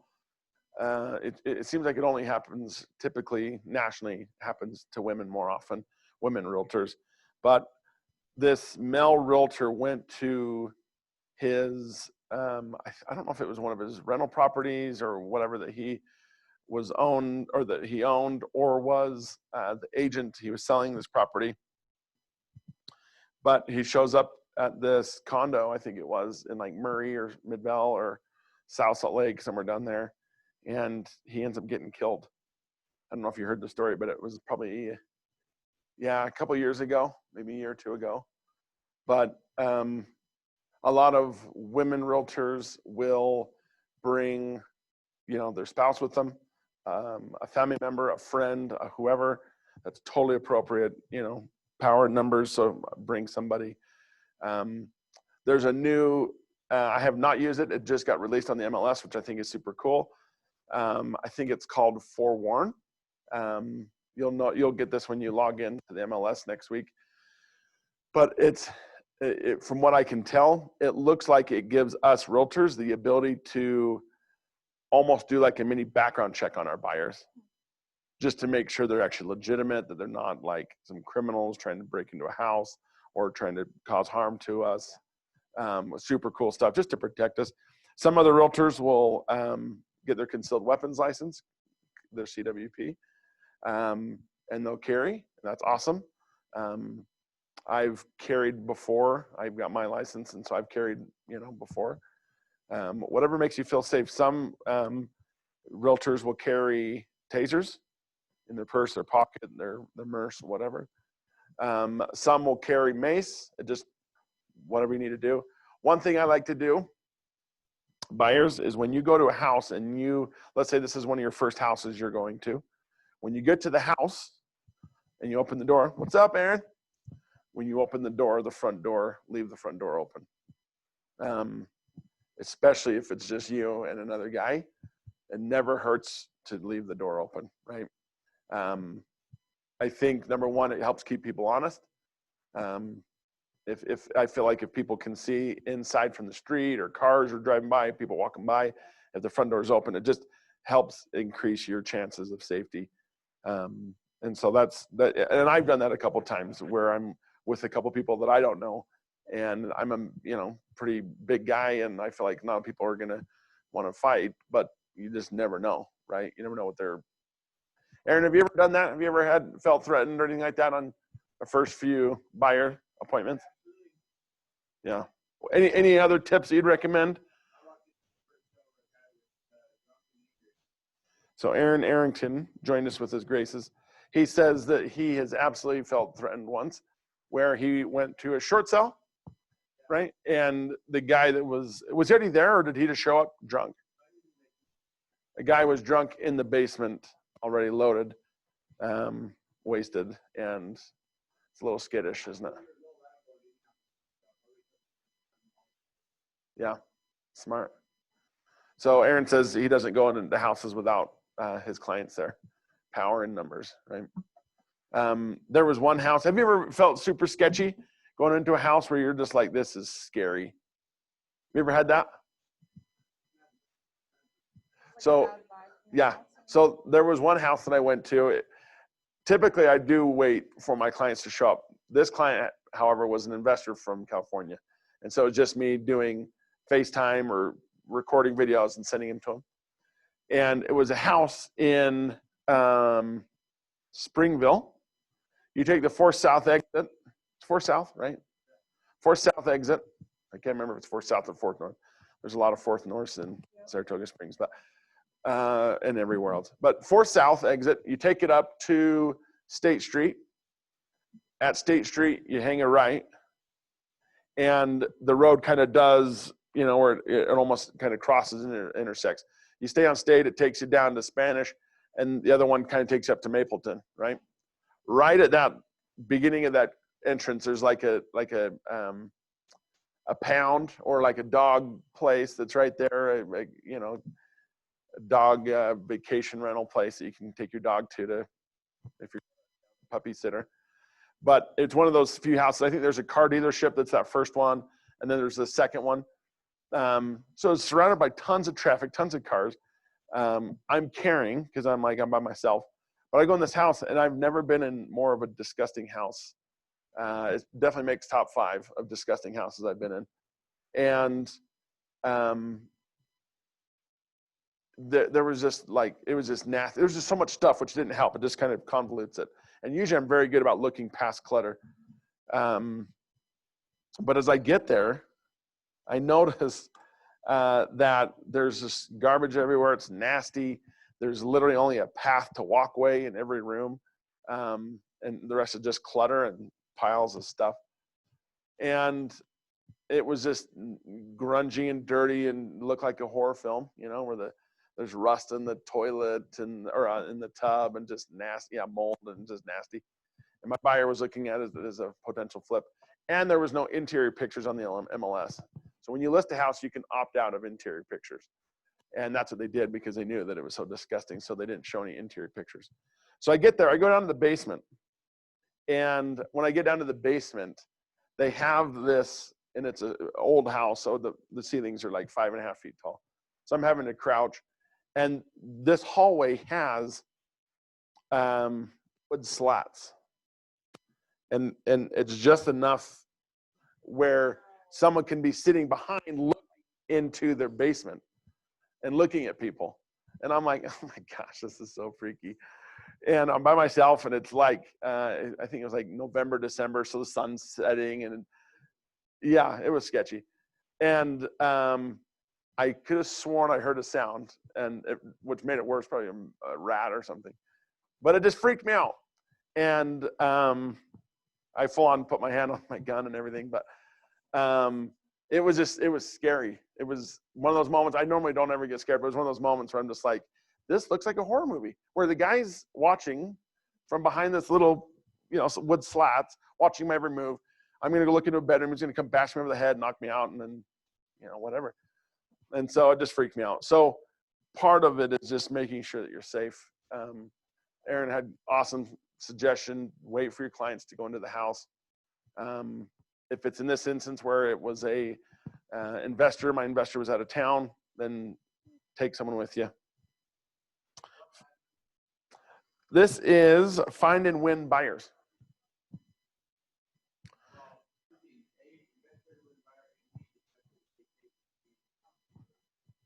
What'd you say? Yep. We're getting into that. We were just talking about pre-qualifying them and getting into that phase. Now, Aaron said number 1. What was your number 1? Find a buyer. Number 2, meet him here in the office. Is that what you said? Not only the best way to convert them is what? Yeah. So Aaron just says the best way to find and get your buyers to bring them here to the office. Meet them here at the office first. That's a very good point. See if they're legit. Have you used that forewarn yet on the MLS? I haven't either. I was just telling them about it, how it just came out, and essentially it's almost like a mini background check. Is what it kind of sounds like, right? Yeah. You have seen Dan do it? Yeah. Is that, does it cost money or is that part of our dues? Gotcha. Which is awesome to qualify your buyers. Number 3, buyer consultation, right on point, Aaron, thank you. That's part of what the buyer consultation is bringing them in, sitting them down, and essentially talking about expectations with them.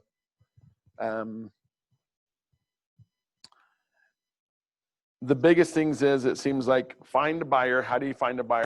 You got to go out and find them. Call your SOI, email your SOI, communicate with them, door knock. There's many ways to get clients. Get a client, get them pre-approved. On to number 3, buyer consultation. Sitting down with them and asking them, what are you looking for? We've got your price range. You're pre-approved for $400,000. Do you want to spend that much? Most people don't want to spend as much as they're pre-approved for. Find out what they're looking for, and get specific with it. What areas you're looking for? Okay, we're looking for Orem, Linden, Vineyard. We don't like Provo. We're not BYU fans or whatever. Find out what they like. How many bedrooms? How many bathrooms?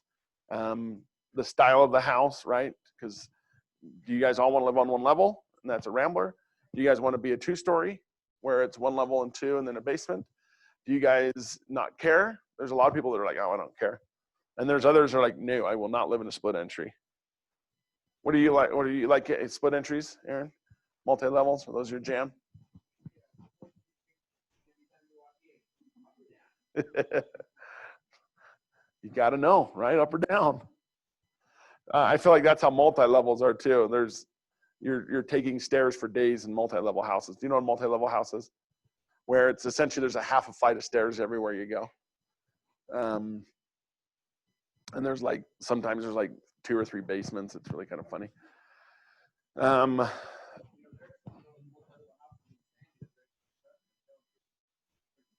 Yeah, it's crazy. You know who lives in one is, I don't know if his value, but I believe looking at photos of where he lives is Boyd in Sandy, East Sandy. It could be a 2-story, but it looks like from the pictures, it looks like it's a multi-level. So essentially just ask what your clients are looking for. If you found your perfect house, what it would look like. And I really try to find what they're looking for, because you don't want to be out showing them houses that they're like, why does Tanen keep showing us split entries? Or why does he keep, or her, why does she keep showing me 2 stories? We don't want 2 stories. We want all of our family on 1 level. Why are we looking at 2 stories?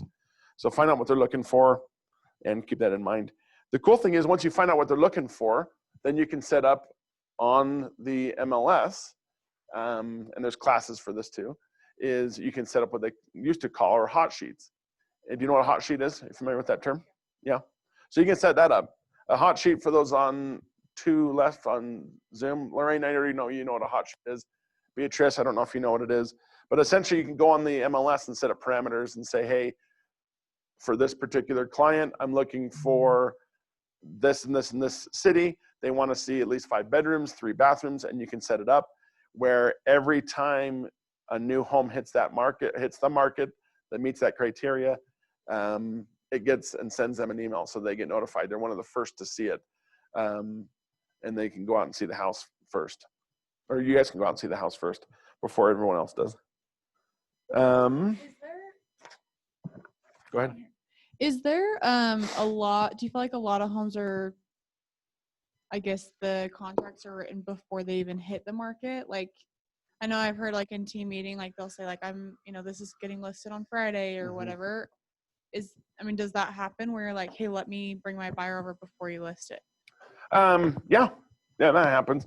The MLS is trying to crack down on what they call pocket listings. Okay. Where the new rule, I don't know how long it went, within the last year, maybe 6 months, last year, that once you put your sign in the yard, within 24 hours, it has to be on the market. Yeah. Which before it was 5? Yeah. Yep. And that's what they're trying to get rid of. But yes, the answer is yes, absolutely. Okay. And you can just say, hey, we're going to give you a preview, come see the house, whatever. There's nothing wrong with getting clients out to the house first.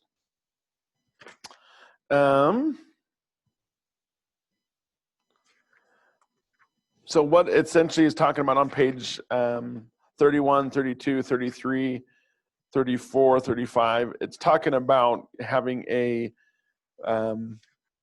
buyer presentation put together. And there's different examples of what you can do and how you can do it on, essentially it's all about you, what makes you special. You know, as a buyer's agent, it's a good thing to say, hey, I'm able to get my clients negotiate the home less than what they're asking for, right? When you're selling a house, you want to tout, oh, I'm getting what we're asking or more. As a buyer's agent, if you can go in and say, I'm actually getting a little bit less, that's a good thing, right? Because you're saving your clients money. So it's kind of a catch-22.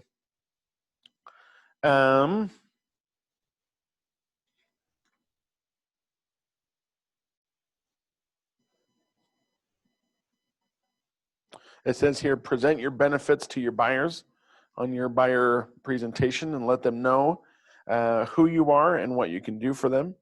Any features of yourself or your service you present should be followed by a statement of why that is important to the buyer. Stay focused on what it is for them, followed by I-you principle. The example that they have on page 32, your needs, your dreams, your concerns, your questions, your finances, your time, your life. Get as much information about your client as possible. Let's get into some of the other stuff that's important too. Number 2 on page 34, just educate your buyers. We got about 10 minutes left. Educate your buyers. A lot of buyers have fake information they don't know. It's hearsay. Help educate them to let them know, hey, it's, you know, is it a buyer's market? Is it a seller's market? Do you know what the difference is of the two? Yeah. You know, a lot of people, all they're hearing right now is home prices are going up. Well, help educate them why home prices are going up. For the first time, and I was checking with Dean, for the first time in over 20 years, at least 20 years, there's never been a time that they've had less than 1,000 active homes on the market in Utah County.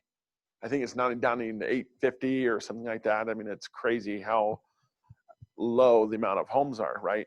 So when you have a low amount of inventory and interest rates are killer, it's a perfect combination, perfect storm for home prices to keep going up. And that's why you have to educate your buyers, right?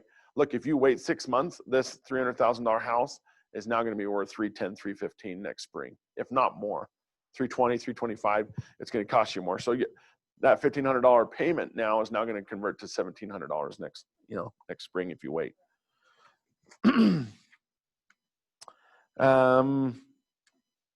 Number 3, cover the mortgage and loan process. I think that's pretty self-explanatory. Number 4, describe making and negotiating an offer. So essentially go through them and tell them what it is. Hey, once we find a house, this is what we do. We'll come back and we'll have a meeting. We'll discuss how much you would like to pay for the house, what items you want to ask for in your offer. And then, essentially sit them down and tell them, look, I'm going to go back after you say, hey, this is the right house. I want to buy this house. To say, if you don't know the market for that price range, to say, hey, I'm going to go back. I'm going to pull up some comparables and I'm going to see if this price is pretty competent for what you're looking for. Make sure that you're not overpaying for this house. And let's go back and write an offer. Number 4, it says on page 38, describe making and an offer and negotiating.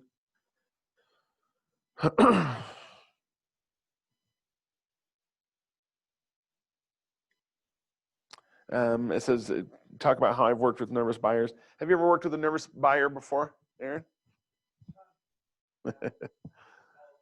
Yep.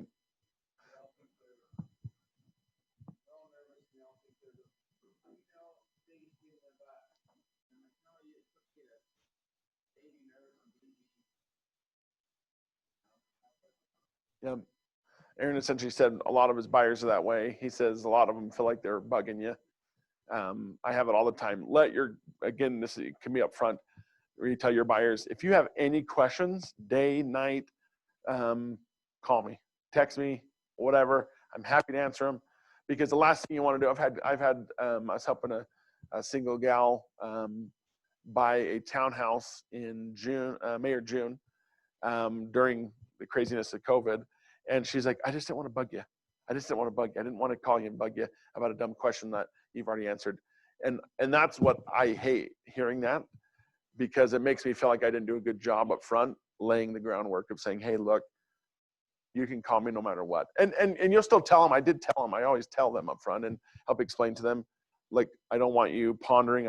Because sometimes it can go in a bad direction. They can kind of spiral out of control. Well, do I really want a house? Can I really afford it? Do I know what I'm getting myself into? And if you can kind of help keep a lid on that and help just focus. Why did we get here? Focus on the prize. You're tired of paying rent. You're tired of living with your in-laws. You're whatever. Let's focus on that and let's get to your end goal. And so make sure to focus on, the why. Number 5, explain closing. You want to give the buyers an estimate of closing costs so they aren't surprised when they come to the closing table.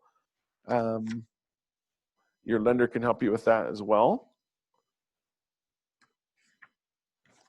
Let's see if there's anything else that we should go over before we hit the break. On page 45, it says close for agreement. You have used the information in the buyer consultation to solidify your position as a knowledgeable professional that will be able to help them find their new home. Now it's time to ask for the buyer's business. That's where you have a buyer broker agreement. Go after the business. Say, hey, now that you know I'm competent, now you know that I'm awesome. Let's go out and freaking kill it. Let's go get you this house. Awesome. What do we need to do to get started? Well, the law requires and my brokerage requires that you sign this. This allows me to represent you before we can go start looking at houses. Sign this, let's get to work, and I'll get to work for you, however you want to spin it.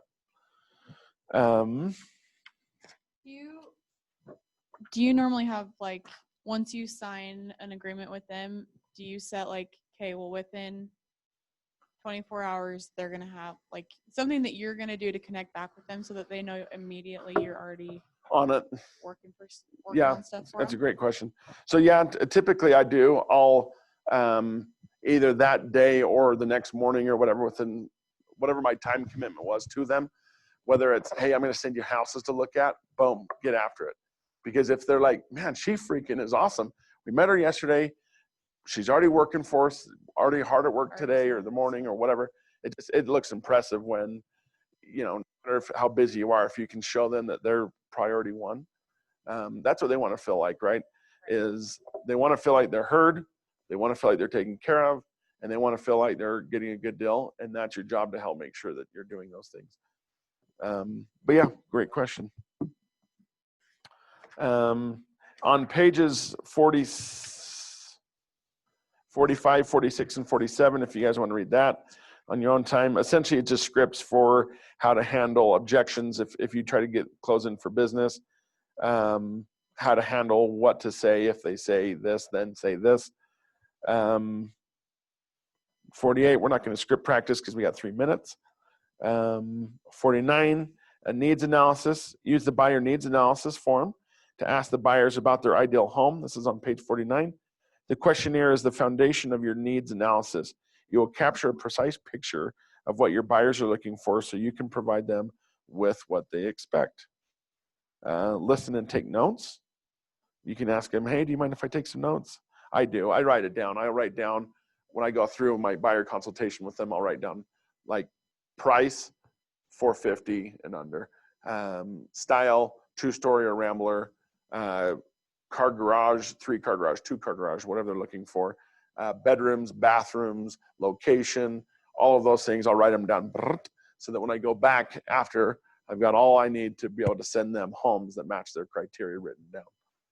So that's what I like to do. Be specific. You can't meet and exceed a buyer's wants, needs, and values if you don't know what they are. So in other words, what I like to do is I ask them, how is the best way for me to communicate with you? Can we text you? Can we call you? Because some people are like, no, I work all day, so text me, and then I'll call you when I can. So just ask them and say, hey, what's the best way for me to reach out to you? Find that out. The biggest thing I can see is when you find and win buyers is be over communicative. To you, every time you find a new buyer and go through this, it's the same process. So you know exactly what the next step is, but your buyers do not. And so make sure, some do, unless they're educated and they've bought a few homes and they know. But even then, it never hurts to say, hey, now that we've got this paperwork under control, let's go find you a house. Now that you found the house, is this the right house? Yep. Okay, awesome. Now let's write an offer. Let's talk about what we want to offer. Hey, buyer, you talk about it. You put the offer together. Hey, Mr. and Mrs. Buyer, I'm going to send over the offer along with your pre-approval letter. I like to send your offer with the pre-approval letter together. It makes your offer seem that much more stronger. And the other thing too is that every step of the way, whether it's, okay, now it's in time for us, we got to get you a home inspection. Do you want to order, or do you want to do a home inspection? Well, what's that? A home inspection is blah, blah, blah, blah, blah, blah. Okay, Mr. and Mrs. Buyer, is there anybody else you want to bring through your house doing your due diligence? This time is, so whatever it is, now we're going to get the appraisal done. Now we're going to do this. Now we're going to do this. And you just, the more you can help communicate with them and let them know what the next steps are, the better. Don't leave it up to your lender to explain it to them. Don't leave it to the title company. You take control and take charge and let them know why you're the quarterback of the team. This is what is going to happen next, and this is how I'm going to do it. So be over communicative. Does that make sense? Yeah. Okay. Ask what else. When I go through, what else is important to you? Some people will say, oh, I don't want to live on a busy street. Some people will say, I want to be backed up to a park. Some people say, I don't want to be backed up to a church because it's always busy on Sundays. Whatever, I've had that. Whatever it is, some people have said, oh, I love it because I don't have any rowdy neighbors behind. Whatever it is, find out what else is important to them. Ask outside the ideal. For example, buyers may mention a ranch-style home as their ideal, but may like a Cape-style almost as much. You need to discern whether they would be perfectly happy with an alternative if it fits the other criteria. Number 5 is important, never assume, because you know what they say, it makes an ass out of you and me. Number 6, ask about household, not family. Ask about a person's family. Could be a violation of the fair housing laws. So, in other words, and we're out of time, so I apologize. But essentially, you can't ask someone, how many kids do you have, right? You're going to find that you're going to have some people. I've never personally had this happen, but I've heard of it happening, where a seller has said, I'm not going to sell to anybody that's not LDS. Our neighborhood's super LDS, and I'm not going to sell it. Well, you can't do that. It's against the law. You can't, and same thing. I've heard of people saying, well, I don't want any homosexuals in our neighborhood. I can't have a homosexual or lesbian or whatever move in to our neighborhood. I can't have, a single parent situation in our neighborhood. Can't have that. I can't have whatever, right? Whatever the situation is, if it's a protected class of people, you got to be very careful. So when you're working with your clients, what's the best way to find out how many bedrooms they have, right? Say, hey, how many bedrooms do you guys need? Oh, well, we have 3 kids and we need 4 bedrooms. Or we have a bunch of kids, so we need a bunch of bedrooms. Okay, awesome. How many kids? So if they bring it up, then you can ask, right? Same thing with politics. I've had someone say, I'm not going to have a conservative live in this neighborhood if it's in Salt Lake, or vice versa. If it's down here in Utah County, I'm not going to have a liberal. It's really weird. It's like, who cares? Make it a dialogue, number 7. I think that's pretty much sums it up. On page 52, it kind of goes over the needs analysis. So if you want a needs analysis of what that looks like, it's on page 52. I think that's pretty much it, because then page 56 and 57, it talks about getting ready for the next class. I know that's a lot to chew, and it's been a ton to go over, and I've gone on a ton of tangents, so I apologize. But hopefully you at least learned one thing today. Do you have any questions that you can think of? You've been awesome about asking questions up front. So, okay. Well, thanks for staying. It would be really weird if I'm just teaching to Zoom people. So thank you. Anyway, if you guys have questions, feel free to reach out to me. My name is Tanen Bodell. I'm on the ALC. I'm over vendors and stuff like that. So if you guys have any vendors that you guys feel like would be good to add, good contribution to add to the office, absolutely get me in touch with them. So if it's a painter, if it's a flooring person, if it's a countertop person, if it's a lighting person, whatever, plumber, electrician, whatever, I'm happy to talk to them and see if they want to come on as a preferred vendor for us. So anyway, but if you have any other questions, feel free to let me know. If not, that's the end of it. So thank you. Absolutely.